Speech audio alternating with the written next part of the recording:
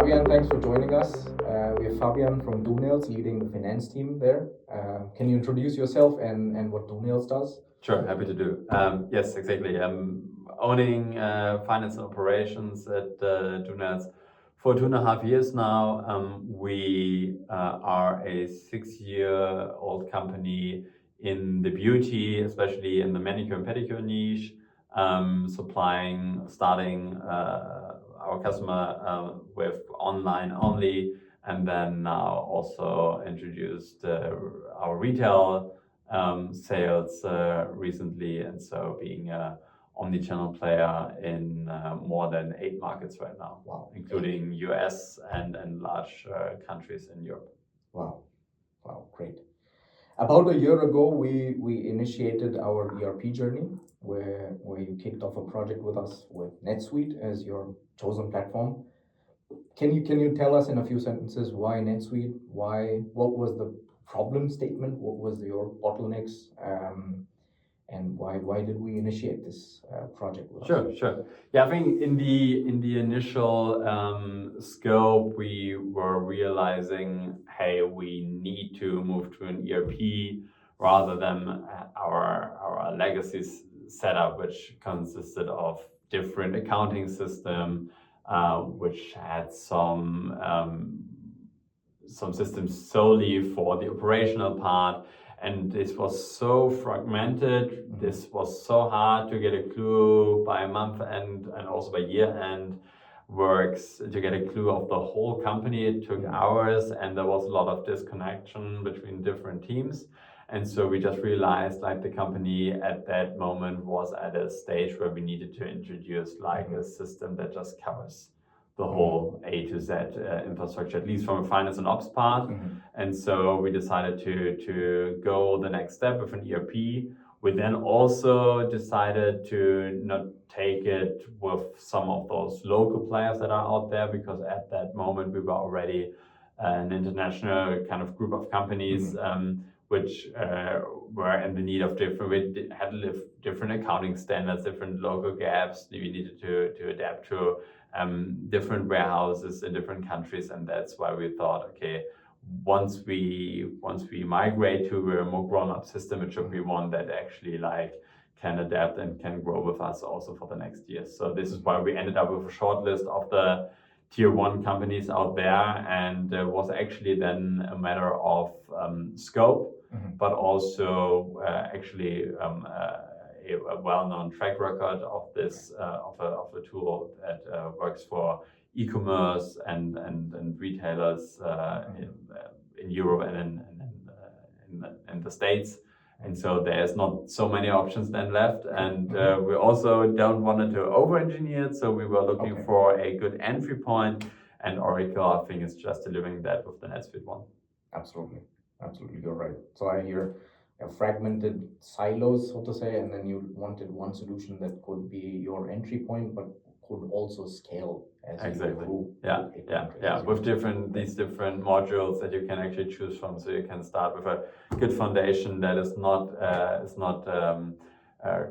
crashing your budget that hard, and then you can add up functionalities over time. Same with seats, you can just start with a pretty limited amount of users, and once the adoption of the company is accelerating, you can just get new seats on board. Super. And now, I mean, I know our project approach. We defined a minimum viable product, and we defined an end date. So end of Q1, we had to go live this year. Yeah. How was your experience overall? How was that climb? Were there any hiccups, any notable points that you look back and think, okay, yeah, we had a learning curve? Yeah, sure. I think like basically what I can always recommend, like setting really low MVP standards that are actually the level 1 you wanna get to. With that one, coming to a short migration phase, keeping the whole implementation lean, and just go ahead with an MVP that is already making some relevant business impacts, having some low-hanging fruits that you can actually already take a lot out of, but not overcomplicating the whole implementation project. Because I strongly believe it's the only moment where you have your team in those, let's say, between the sheets of different tools and this workload heavy time where everyone involved needs to go the extra hour, and you don't want sticking them too long into this kind of heavy time, and you also don't want to overpace with stuff that you then actually don't see really paying off. Okay. And so we really decided, what do we really need?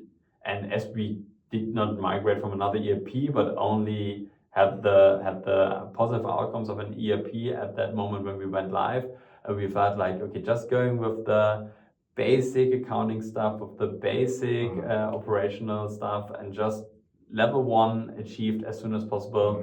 This was our idea.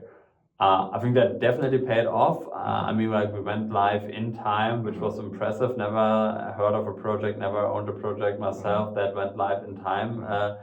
So it was absolutely impressive. It was still not a small project, took us like 6 months, but it was six months of good alignment, of good project management. And I feel the learning curve was rather when to onboard the different teams and how to get the knowledge from the different teams into the migration project without slowing them down in their day-to-day operations, like for 6 months. Okay. So I think this was something we kind of learned along the way, who to get into the project, how to pace make the project properly, and then obviously when seeing the go live deadline ahead of us, also where to decide stuff maybe not being part of this initial level 1, and to cut some parts off to still make it in time. And I think the decisions we made back then were just absolutely right.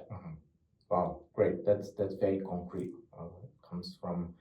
Coming from a finance leader like yourself makes total sense.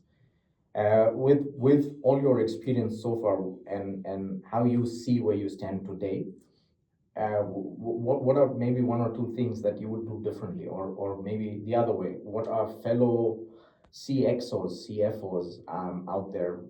What are the things that they should look out for before envisioning an ERP transformation journey in front of them? Yeah. So I would strongly suggest making yourself a clear plan of what you would like to achieve with that.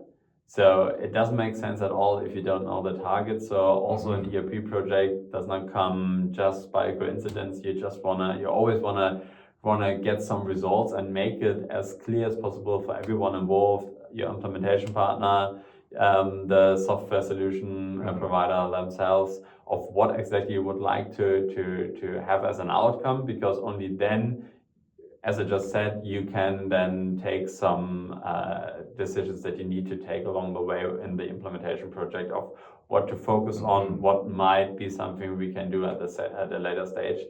So make clear you have a solid and a good foundation in terms of your North Star, where you want to get to.